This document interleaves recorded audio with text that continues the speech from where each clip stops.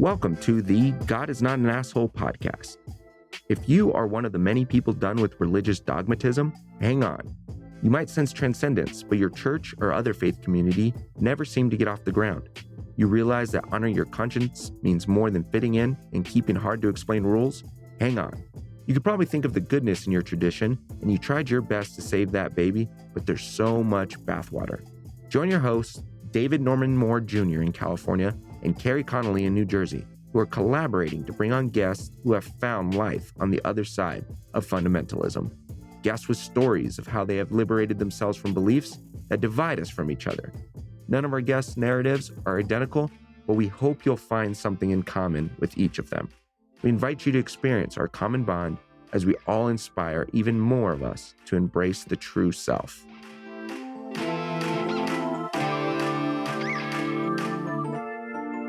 How do you pronounce your last name? There's a way, like a Thai way to say it. It's Smanpongse, but I kind of just let people go with whatever they want because I get that question so often. Mm-hmm. Yeah, because, to my English confined brain, it does not look like what you just said. Yeah. Well, I just love Sydney. And, this is God is not an asshole. And a few days ago, I was an asshole to Sydney because, I didn't use their pronouns properly. Sometimes I backslide. And this is what's so beautiful about having, so far, Sydney's the youngest person we've had on. And this is what's so wonderful about having younger people, because it gives people who are older, like myself, an opportunity to practice humility and learning and changing and growing instead of stagnating. And, I think you can go one way or the other, you could just like resist change and become really irrelevant, if not seriously problematic. But let me just say how I met Sydney. Her mom comes to our church, and so Sydney came with her, and it has just happened to be on a Sunday where I read something from the Bible and put it up on the screen, but I used gender neutral pronouns for God, and that kind of got Sydney's attention. I don't always do that, and sometimes I make them feminine or whatever. And so Sydney was over the house later that day with her mom. Her mom is just a beautiful presence, Naomi. She just like their mom. See, it's what happens with a 68-year-old brain that's trying to catch up. That's all right. And so their mom, Naomi, who is just a beautiful presence, just like an exemplar of humility, in my view, who is able to support Sydney. And I've just been trying to pick their brain to learn, to grow. Sydney is a graduate student at UCLA. Public policy is her field, is their field. I'm just doing this. You know what? I understand. Coffee, somebody.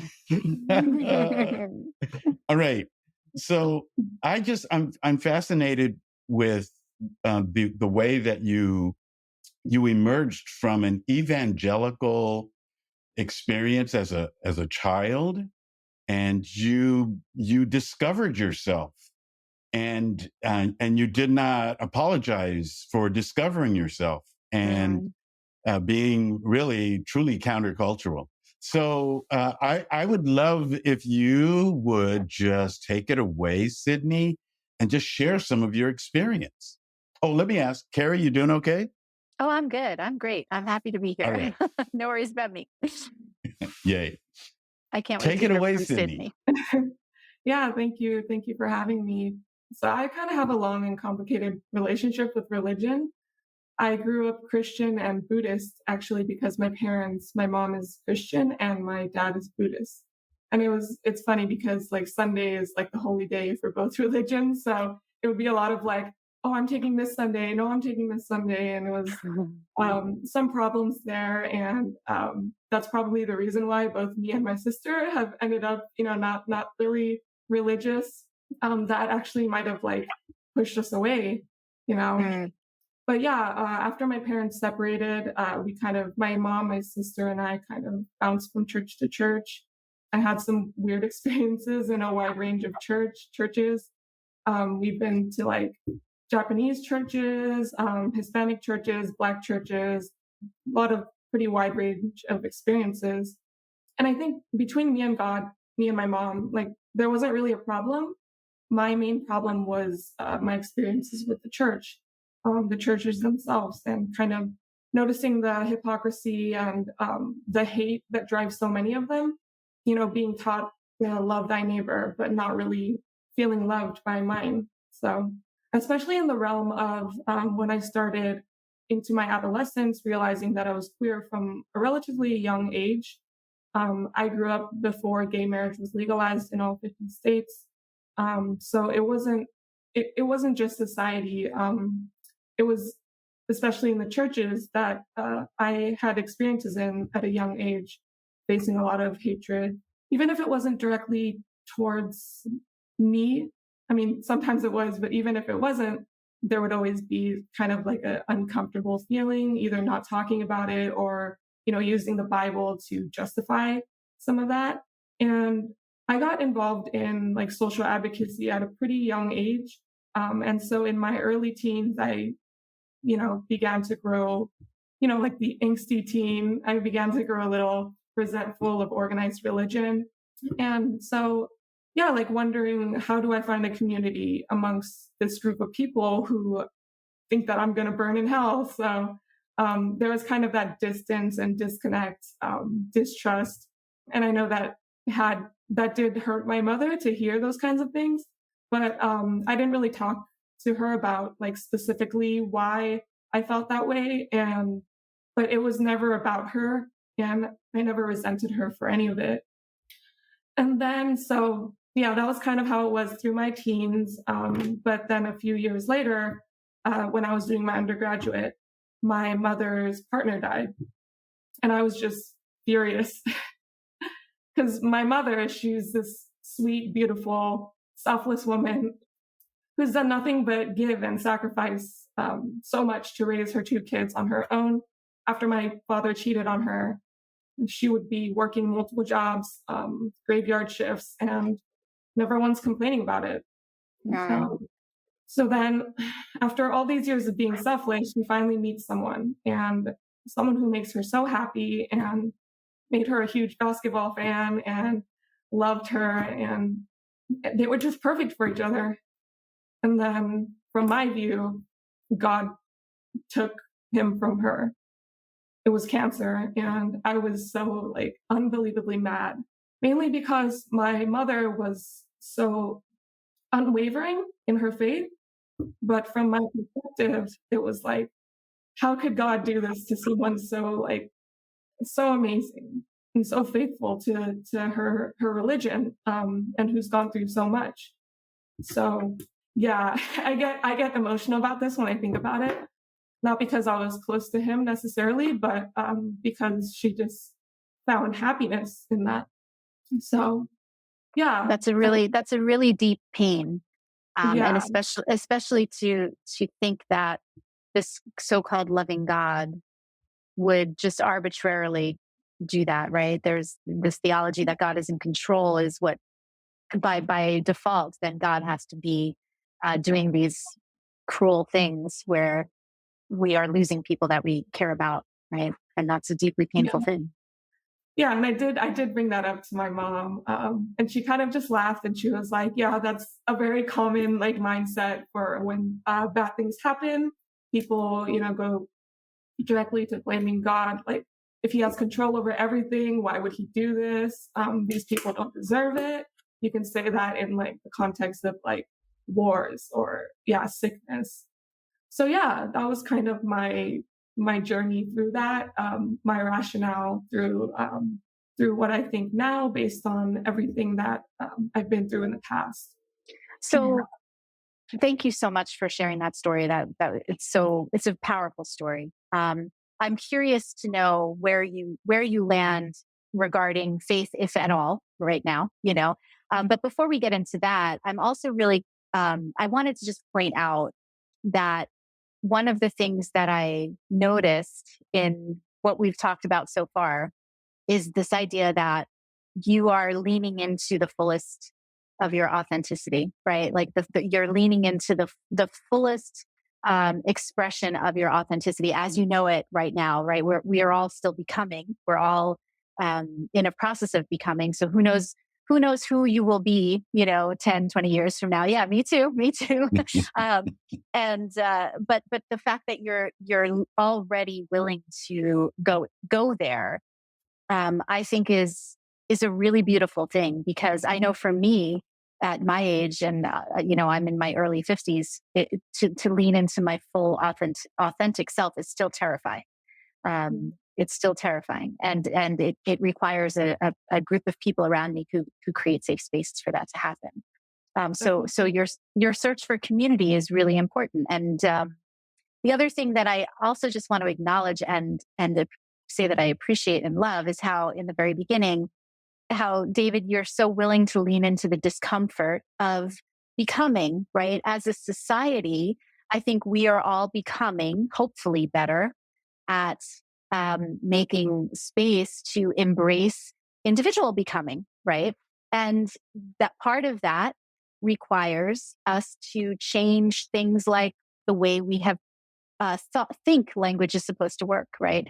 And to lean into the discomfort is, I think, one of the most hospitable, loving, and, if I may say so, Christian things to do, right? To lean into the discomfort, to our own discomfort, to create a safe space for other people. So I just want to thank both of you, because that was demonstrated here today, both of you. So where are you now, like as far as your faith, and if you have one, how would you describe it now? I don't necessarily feel a certain faith. I don't deny like the existence of God, but I've kind of I feel disconnected from it, and I don't really feel a motivation to find that. However, when my mom told me that she started going to this new church, well past the point where she stopped like forcing me to go to church. She told me about this new church that she was in, and she was like, "Oh, they call them like, they refer to an unchurch." And I was like, "That's very interesting, given my previous experiences of like Christianity, evangelical Christianity." So yeah, I thought that was very interesting, and so kind of learning that my experiences aren't completely like, that's not the common default, and that there was people who held this faith, very strong faith, and still approached it with like an open mind, and this willingness to adapt and recognize that things are not stagnant, and interpretations of the Bible are not, one and done kind of thing. Yeah. That was very, very inspiring, and I respect that. It's Awesome. interesting that how, I think culturally we think of especially the three major world religions, but religion as a way to reach morality. And then we find that sometimes it's successful. I mean, but the person has to have more in mind, more in view, more of a moral compass to use their religion to get to that place. And often religion is used, as we know, as a cudgel to divide and to conquer. And so, I'm operating under, a colonization, not surrendering to it. I'm fighting it mentally. It's not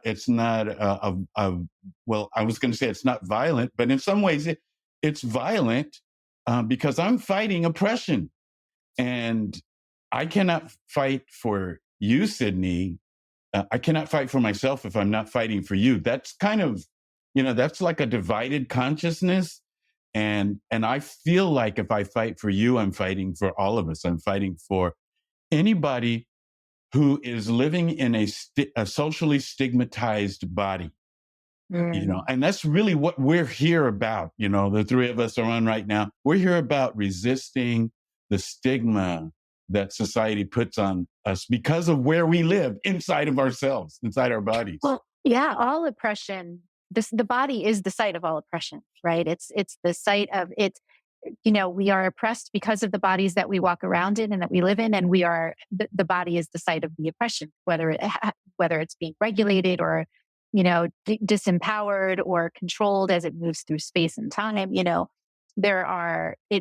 The body is the site of oppression. So embodiment is, you can't have a spiritual conversation about oppression without talking about the body, basically. And I think that very often Christian church, especially evangelicalism, fundamentalism. I should do my seminary professor proud and make the distinction that a lot of what we call evangelicalism in America today, he insists is actually fundamentalism, and he's right.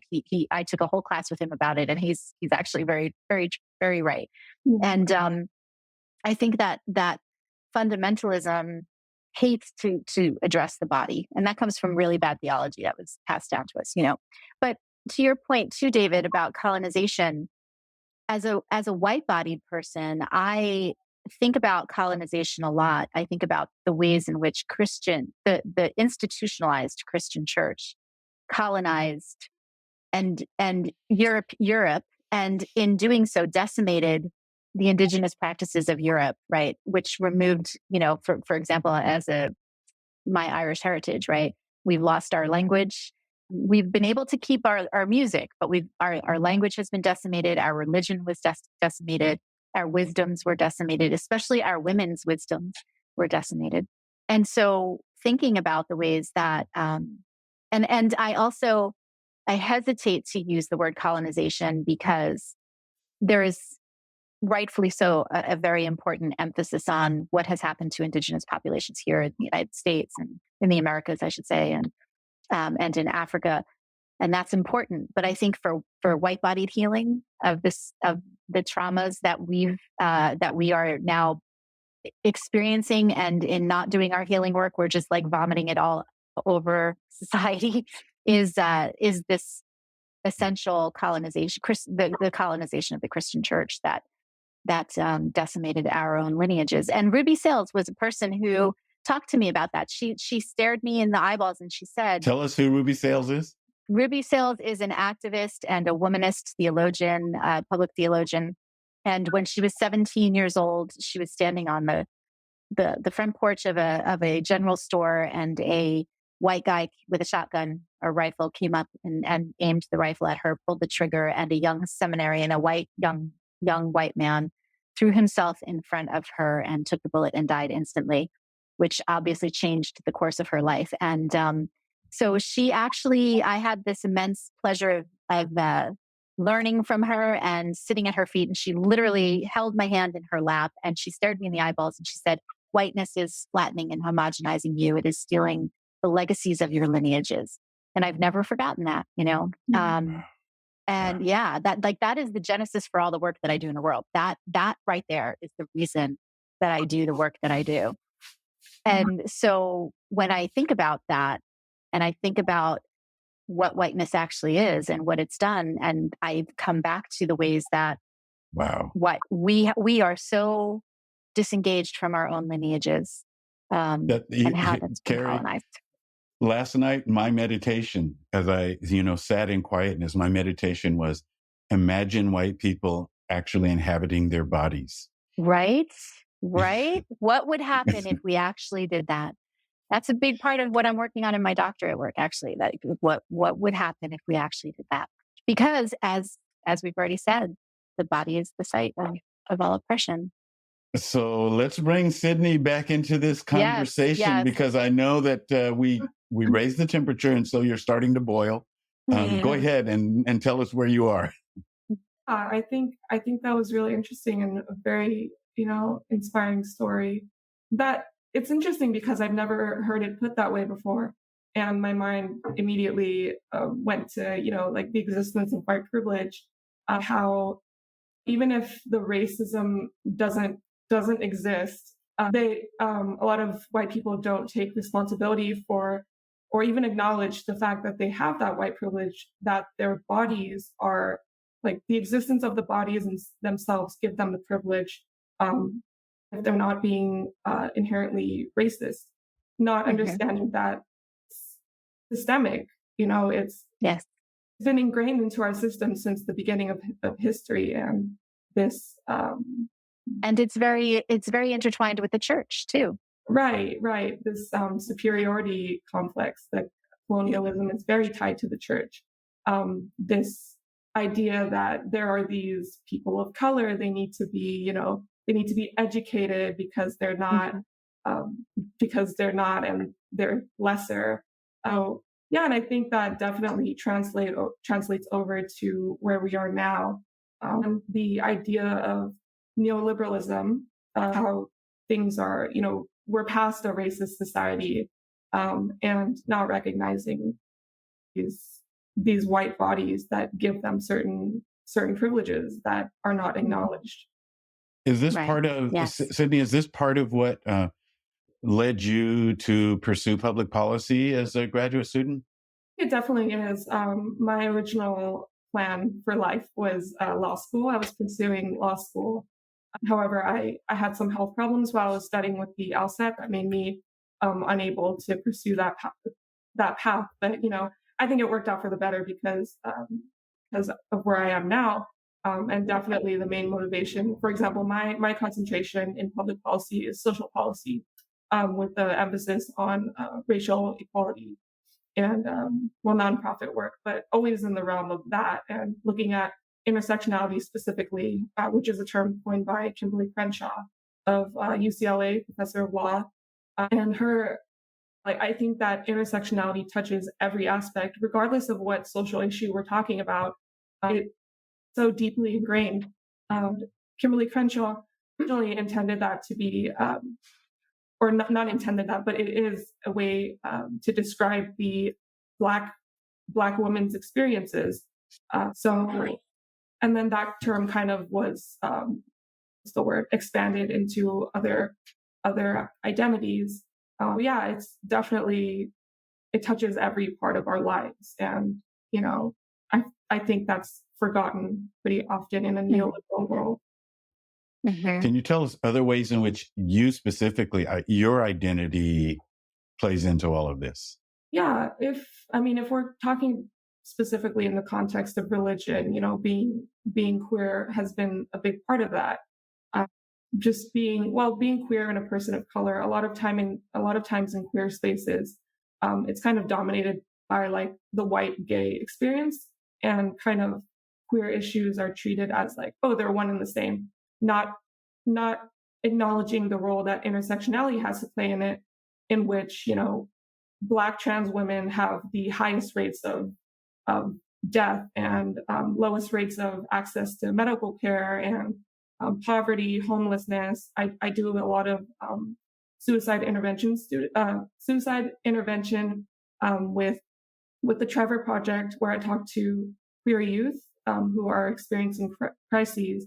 And a lot of the people who reach out to me, a lot of the young individuals who reach out to me are trans and people of color, and face the most intense, not to discredit anyone else's experiences, but rates of homelessness, of like, my parents have kicked me out, they've disowned me because I'm trans, especially for people of color.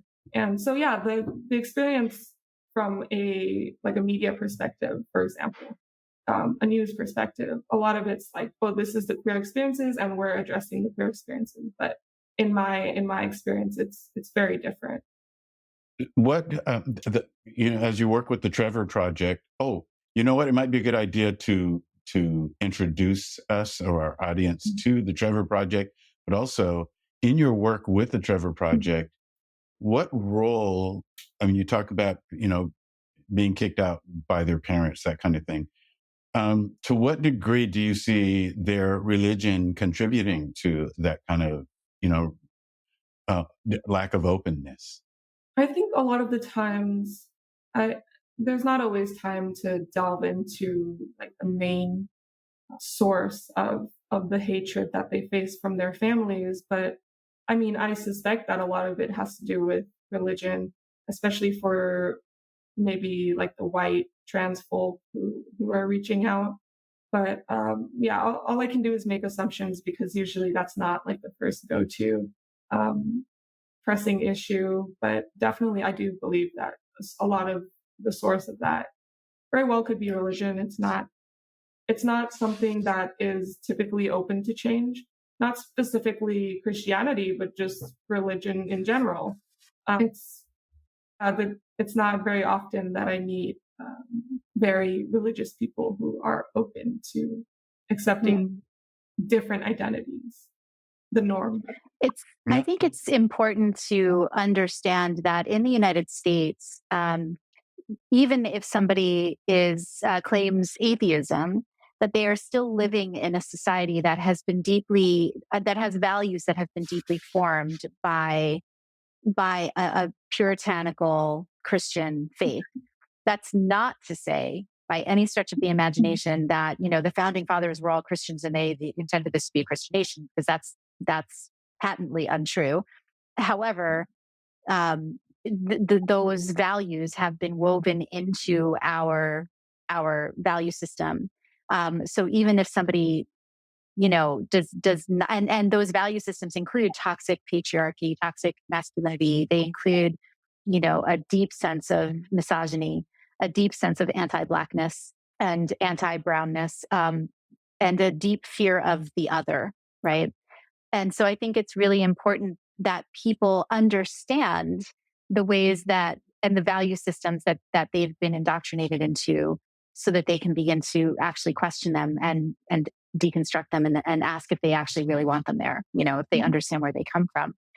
So I didn't really have a question, but do you have any thoughts about that, about how you might see that in operation in your own experience? Yeah, I think one thing that stuck out to me when you said that, I was thinking about, you were talking about the founding fathers and how they didn't intend for the state to be religious, which is, that's exactly the separation of church and state, right?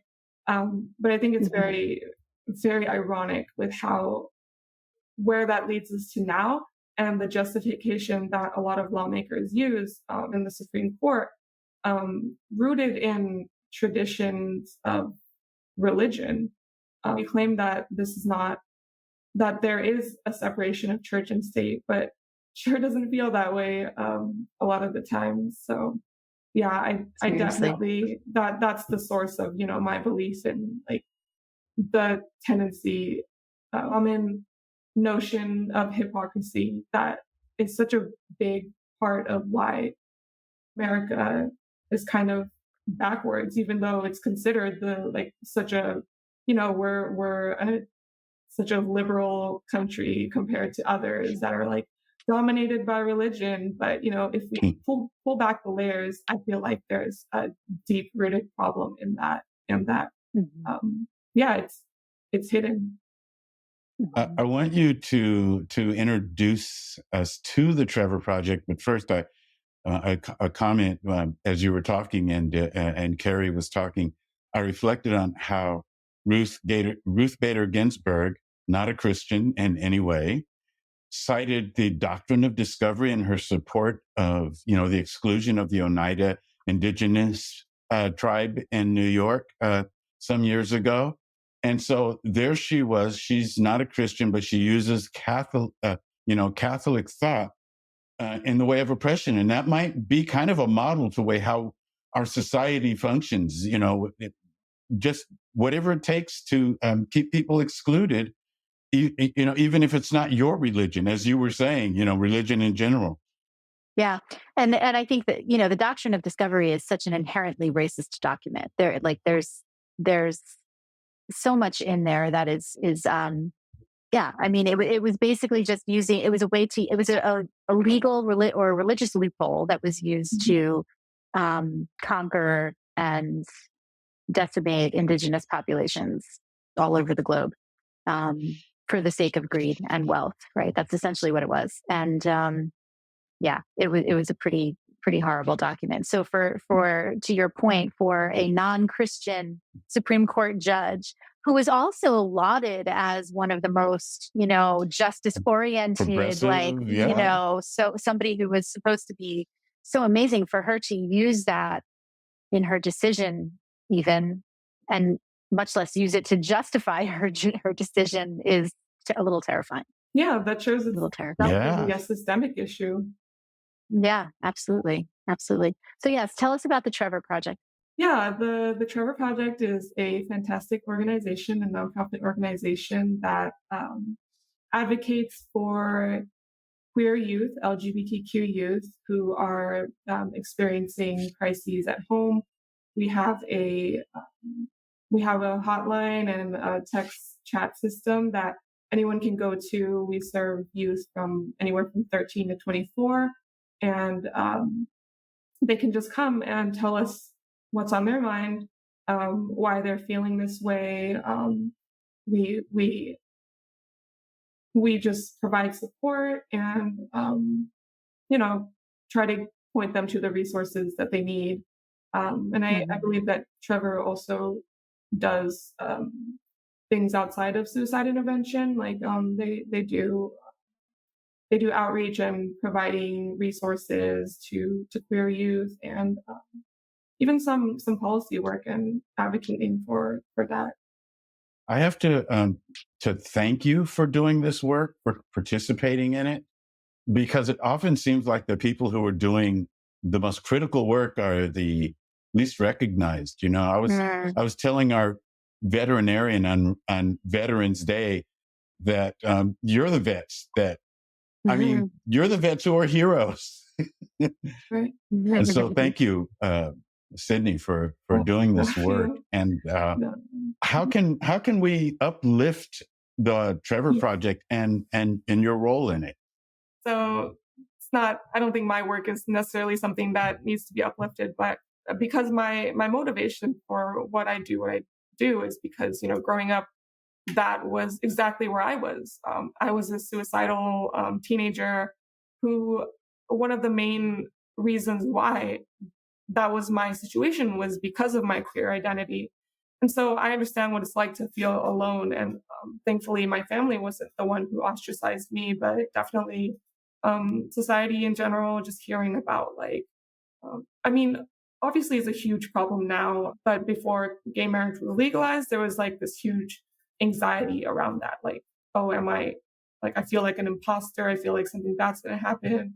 And I know that a lot of young people now, especially in states like, Florida and Texas, where all these bans are happening, feel that as well. So I feel like I have something to offer there.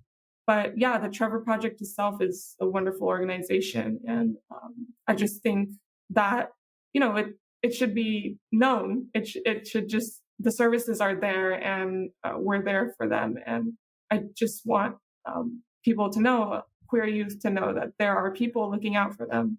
Definitely. Mm-hmm.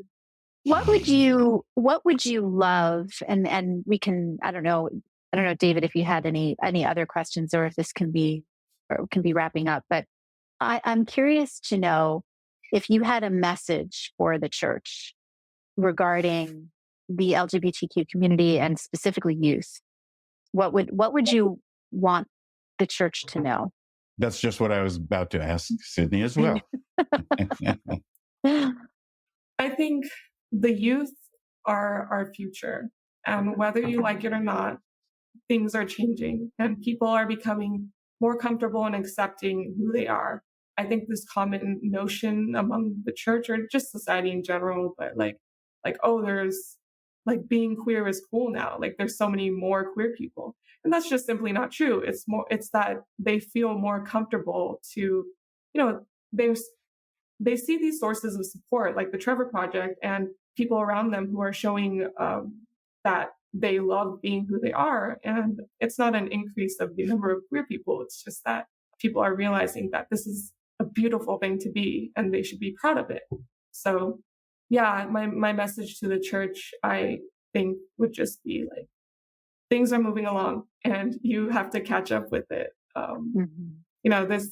There's no reason to hold on to these beliefs. And one thing I noticed that Pastor David does in his sermons is that he incorporates these social issues into, like, the interpretation of the Bible is still there, but they're incorporated into these social issues, which I think is amazing and progressive and not something that I've seen done before.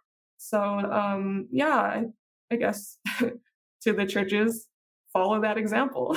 I love that. Thank you so much. Yeah. Thank you. Any other Well, questions that we have for Sydney?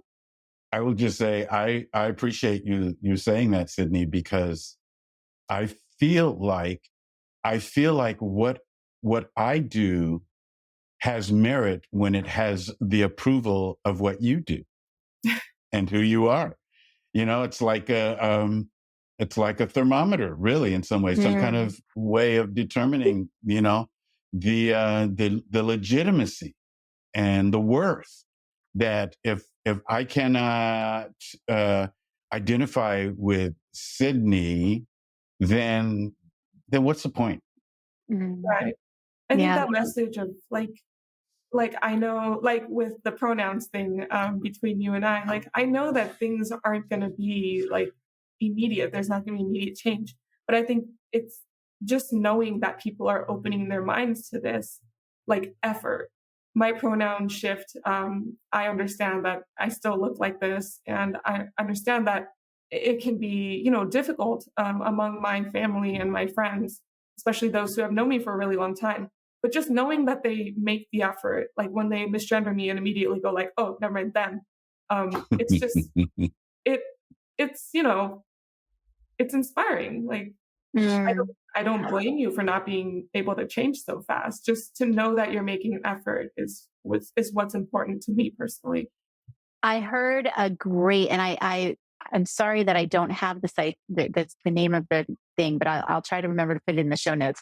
I saw a great TikTok by a Black creator, and he described a story similar to what you're just talking about, where somebody like corrected themselves about something or something similar to that, right?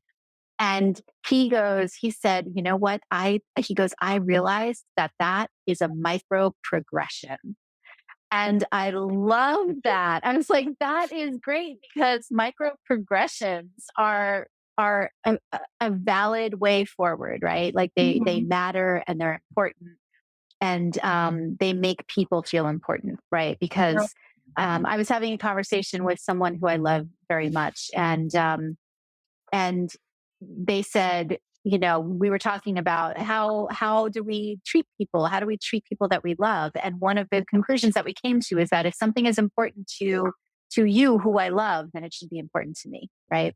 And so whether or not I understand it, whether or not I get it, but if it's important, and I hope that I would try to understand it too, but if it's important to you who I love, then it needs to be important to me, so micro progressions, I think, are a great way to go. Yeah, that's beautiful. Thank you for that. Yeah, I'll definitely put the guy's name in the show notes, because he deserves all the credit for that. Well, we want to send you off with all the love in the world, Sydney, and to your mother and to your family. I thank them for, I don't know, to whatever extent they produced of Sydney, and sustain and nourish you, because you are a gift. You're a gift to the UCLA master's program that you're in. Thank you. And you'll be a gift to more of us. And I'm just so excited about this. So go for it. Thank you, Sydney, for being with us. I so appreciate it. Thank you for your kind words. I really appreciate that. Okay. Well, have a great day. Maybe you as well.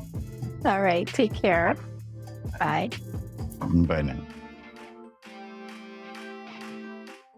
Thank you so much for being here today. We are people who have left behind performance-based religion and the shame that comes with it. Maybe you have a personal liberation story to tell, and we want to know about it.